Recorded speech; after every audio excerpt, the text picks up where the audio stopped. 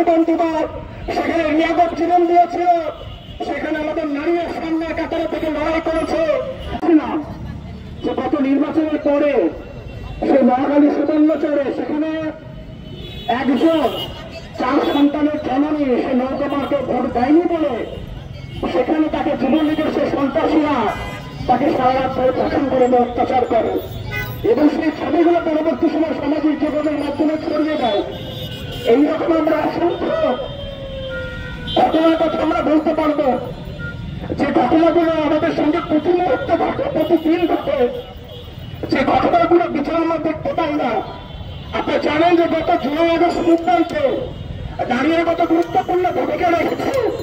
15 তারিখে নারীরা ঢাকা বিশ্ববিদ্যালয় বিভিন্ন হল থেকে বেরিয়ে এসেছিল, তারা বলেছিল যে তুমি কি আমি কে, রাজাকার রাজাকার, কে বলেছে স্বৈরাচার স্বৈরাচার। 18 সালের যে মুভমেন্ট, যে কোটা বিরোধী মুভমেন্ট, সেই সময় আমরা দেখেছিলাম ঢাকা বিশ্ববিদ্যালয় বিভিন্ন হল থেকে এই যে রোকেয়া হল, এই যে পাশেতে শামসুন্না হল, রাতের অন্ধকার সব মেয়েরা বেরিয়ে এসেছিল, তারা সে লড়াইয়ে যুক্ত হয়েছিল। আমরা দেখেছি যে এই জুলাই আগস্ট মুভমেন্টের সময় আবু সাইদ নির্মুক্তরা যেমন জীবন দিয়েছিল, সেখানে আমরা নাইনাকে জীবন দিতে দেখেছি বন্ধুরা, সেখানে নিরাপদ জীবন দিয়েছিল, সেখানে আমাদের নারীরা সামনের কাতারে থেকে লড়াই করেছে, আন্দোলন করেছে, গুলি করেছে, শহীদ আক্রমণ করেছে। সেদিন তো আমাদের লক্ষ্য ছিল এমন একটা বাংলাদেশ হবে, যে বাংলাদেশে কোনো বৈষম্য থাকবে না, কোনো নিপীড়ন থাকবে না, কোনো ধর্ষণ করবে না, নারী পুরুষের সমাধিকার প্রতিষ্ঠিত হবে।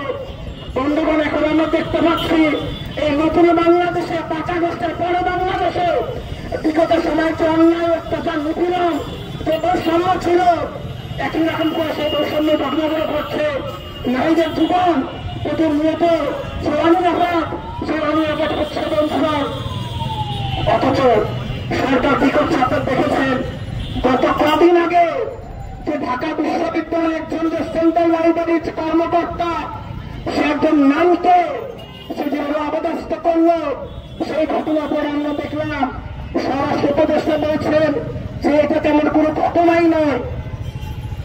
আমরা দেখলাম যে একজন নারী নিপীড়ককে সে জেল থেকে, থানা থেকে বের করে নিয়ে আসার জন্য একটা সংঘবদ্ধ একটা মত তৈরি করা হলো। তাদের নাম হচ্ছে তৌহিদি জনতা। এই তৌহিদি জনতা জনগণের লড়াইয়ের পক্ষে দাঁড়ায় না। এই তৌহিদি জনতা যখন নারীদের উপর নির্যাতন দর্শন করে তখন দাঁড়ায় না, যখন জিনিসপত্রের দাম বৃদ্ধি পায় তখন দাঁড়ায় না, যখন জনগণের উপর অত্যাচার করে তখন দাঁড়ায় না। অথচ যখন নারীদের উপর অত্যাচার করে, এই অত্যাচার গুলো যারা করে তাদের পক্ষেই তৌহিদি জনতা দাঁড়ায় বন্ধুগণ। তাহলে আমরা বলতে চাই, বাংলাদেশের জনগণের আমরা বলতে চাই, আমরা আহ্বান করতে চাই, এই তথাকথিত যে তৌহিদি জনতা এই জনগণের পক্ষে শক্তি নয় বন্ধুগণ। এই জনগণের গণতন্ত্রকে ধ্বংস করতে চায়। জনগণের যে লড়াই, জনগণের যে আকাঙ্ক্ষা, জনগণের যে ইনসাফ প্রতিষ্ঠার যে সংগ্রাম, সেই সংগ্রামকে নষ্ট করতে চাই বন্ধুগণ। পরবর্তী সময় আমরা দেখেছি সেই যে নারী নিপীড়নের যে অন্য তাকে জামিন দেওয়া হয়েছে এবং তাকে জামিন দেওয়ার পর ফুলের মালা গলায় দিয়ে তাকে বরণ করা হয়েছে। একটা সমাজের অবস্থা কত ভয়াবহ হলে তো সম্ভব বন্ধুগণ। এটার মধ্য দিয়ে যখন আপনি একজন নারী নিপীড়ককে বিয়ের মর্যাদা দিয়ে বরণ করবে, তখন বোঝা যায় সেই সমাজে নারীরা নিরাপদ নয় এবং সামনের সময়ে এই ঘটনাগুলো আরো বাড়ার একটা বাস্তব ভিত্তি তৈরি হয়। আপনি দেখেছেন আজকে নতুন করে 5 আগস্টের পরে যে নারীরা লড়াইয়ে ছিল, গুরুত্বপূর্ণ ভূমিকা পালন করেছে, আজকে সেই নারীদেরকে ঘরের মধ্যে ঢুকিয়ে দেওয়া হচ্ছে। একটা কথা বলা হচ্ছে, নারীরা বাইরে কেন থাকবে, তারা ঘরের মধ্যে থাকলেই তো নিরাপদ। বন্ধুগণ, আমরা বলতে চাচ্ছি নারীর ঘরের মধ্যে নিরাপদ নয়। নারী যখন ঘরে থাকে সে তার স্বামীকে দিয়ে নির্যাতনের শিকার হয়, তার ভাইকে দিয়ে নির্যাতনের শিকার হয়, নিকট আত্মীয়দের দ্বারা নির্যাতনের শিকার হয়। আজকে নারীরা ঘরে বাইরে কর্মক্ষেত্রে বাসে ট্রেনে কোনো জায়গায় নিরাপদ নয়। এই কথা আমরা বলতে চাই। আজকে নারী শিক্ষা ক্ষেত্রে নিরাপদ নয়। একজন শিক্ষক একজন নারী শিক্ষার্থীকে নিপীড়ন করছে দিনের পর দিন, সেই কথাগুলো বাইরে প্রকাশ করে দিলে তাকে নাম্বার দেওয়া হবে না। তাকে ফেল করিয়ে দেওয়া হবে, এই সমস্ত ঘটনাগুলো কিন্তু আমরা দেখতে পাচ্ছি। একজন নারী শিক্ষার্থী তার ক্লাসে তার যে শ্রেণীকক্ষের যে সহপাঠী তাকে দিয়ে নির্যাতনের শিকার হচ্ছে। এই ঘটনাগুলো যখন ঘটছে, আমরা দেখেছি একজন নারী শিক্ষার্থী যখন সেই শিক্ষা প্রতিষ্ঠানের মধ্যে প্রশাসনকে জানায় যে আমার উপর নির্যাতন হয়েছে, আমরা উল্টো ঘটনাটা দেখতে পাই।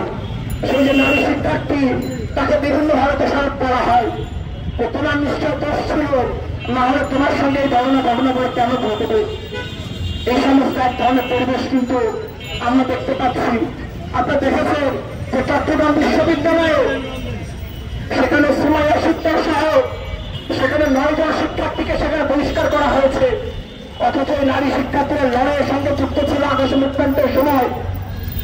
আমরা দেখলাম সেই নারী শিক্ষার্থীদের সম্পর্কে সেখান থেকে প্রত্যেক কি নোংরা ভাষা ফেসবুকে তারা লেখালেখি করেছে, এবং নারীদের যে সম্মানহানির সমস্ত আয়োজন সে চট্টগ্রাম বিশ্ববিদ্যালয় প্রশাসন করেছে। আজকে সমাবেশ থেকে আমার সুমাইয়া শিক্ষক সহ যে নারী শিক্ষার্থীদেরকে অন্যায়ভাবে বহিষ্কার করা হয়েছে, অবিলম্বে তাদের যে বহিষ্কার আদেশ সেটা প্রত্যাহার করার দাবি আমরা জানাচ্ছি। এগুলো আপনারা জানেন যে আজকে বিভিন্নভাবে পুরো সমাজের মধ্যে এই মনস্তত্ত্বটা ছড়িয়ে রাখা হয়েছে নারীরা দুর্বল, নারীরা পারবে না, নারীরা পারে না। 1921 সালে ঢাকা বিশ্ববিদ্যালয় যখন প্রথম নীলানাথ ভর্তি হতে চান তখন তাকে নেওয়া হয়নি, অথচ আজকে আমরা দেখতে পাচ্ছি সারা বাংলাদেশে বিভিন্ন ক্ষেত্রে নারীরা পুরুষের সঙ্গে কাঁধে কাঁধ মিলিয়ে এগিয়ে যাচ্ছে। ফলে একটা সমাজের অর্ধেকাংশ নারী, অর্ধেকাংশ পুরুষ, তাহলে অর্ধেকাংশটাকে পিছিয়ে রেখে তাদেরকে নির্যাতন নিপীড়নের মধ্যে রেখে একটা সুস্থ সুন্দর সমাজ কখনো গঠিত হতে পারে না বন্ধুগণ। ফলে আমরা বলতে চাই একটা সমাজ কতটা সুস্থ, কতটা সুন্দর, কতটা মানবিক, কতটা গণতান্ত্রিক সেটা বোঝা যায় সেই সমাজে নারীদের অবস্থানটা কিরকম। আপনি জানেন যে একটা সমাজ ছিল সে সামন্ত সমাজ, যে সামন্ত সমাজের মধ্যে নারীদেরকে ঘরের মধ্যে বন্দী করে রাখা হতো, মেয়েদেরকে বলা তার সূর্য স্পর্শ থাক, সেই হচ্ছে ভালো মেয়ে, তাকে সূর্য স্পর্শ করেনি। আমরা দেখেছি সে সামন্ত সমাজে সে ভুল চিন্তার বিরুদ্ধে আমাদের ভারতবর্ষের বাংলাদেশে অসংখ্য মানুষ লড়েছে। আমরা রোকেয়ার কথা জানি, রোকেয়া দেখেছিলেন সমাজের নারীরা যদি শিক্ষিত হতে না পারে, সমাজের নারীরা যদি ঘরের অন্ধকারে কূপের মধ্য থেকে বাইরে বের হয়ে আসতে না পারে, তাহলে নারীরা যেমন এগোতে পারবে না, সে সমাজ এগোতে পারবে না। বেগম রোকেয়া সেদিন নারীদের শিক্ষা ব্যবস্থা করেছিলেন। সে কাজ যখন উনি করেন সে কাজটা সহজ ছিল না, সে কাজ অনেক কঠিন ছিল এবং অনেক রকম নির্যাতন অপমান তাকে সেদিন সহ্য করতে হয়েছিল। রোকেয়া সেদিন বলেছিলেন, ভগিনীগণ জাগিয়ে উঠুন, আমি জানি জানা সহজ নয়, কিন্তু আপনাদের জাগিতেই হবে। তিনি বলেছিলেন যদি সমাজের জন্য কাজ করতে হয় গায়ের চামড়া তো পুরো করতে হবে, মাথার কুড়িয়ে তো মোটা করতে হবে, যে আকাশ থেকে বাদ করে আবার আকাশে চলে যাবে। ফলে সমাজের মধ্যে নারীদের উপর যে নিপীড়ন নির্যাতন তার বিরুদ্ধে কথা বললে বিভিন্নভাবে আপনাকে অপদস্থ হতে হবে, হেনস্থার শিকার হতে হবে।